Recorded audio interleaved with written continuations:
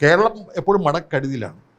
ആ മഴക്കെടുതി വരുമ്പോൾ എല്ലാ നദികളും 44 നദികളുള്ള കേരളത്തിലെ നദികളെല്ലാം കവിഞ്ഞൊഴുകും.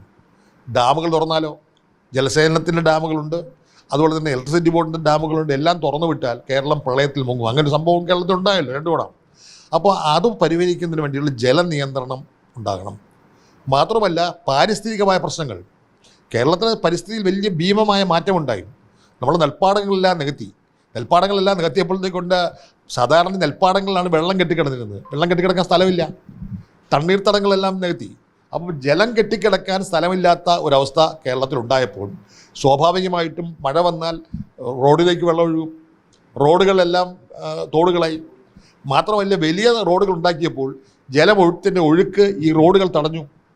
ഈ സിൽവർ ലൈൻ വന്നു കഴിഞ്ഞിരുന്നെങ്കിൽ കേരളം 2ആയിട്ട് പോയി ഇത് വലിയ ഭീകരമായ പ്രതിസന്ധി ഉണ്ടാകുമായിരുന്നു. അപ്പോൾ പാരിസ്ഥിതിയിൽ ഉണ്ടായ ഒരു പ്രധാനപ്പെട്ട കാരണം ഒന്ന് ജനങ്ങൾ വയൽ നികത്തി വീടുകൾ വെച്ചു, അല്ലെങ്കിൽ വയൽ നികത്തി തെങ്ങ് വെച്ചു, അല്ലെങ്കിൽ റോഡുകൾ ഉയർത്തി പണിതപ്പോൾ റോഡുകൾ കാരണം നമ്മുടെ സംസ്ഥാനത്ത് ജല ഒഴുക്കില്ലാതായി.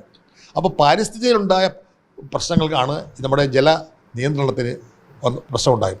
അതിൻ്റെ ഒരു ഭവിഷ്യത്ത് കേരളത്തിൽ കാലവർഷം വന്നാൽ അല്ലെങ്കിൽ തുലാവർഷം വന്നാൽ വെള്ളപ്പൊക്കമാണ്.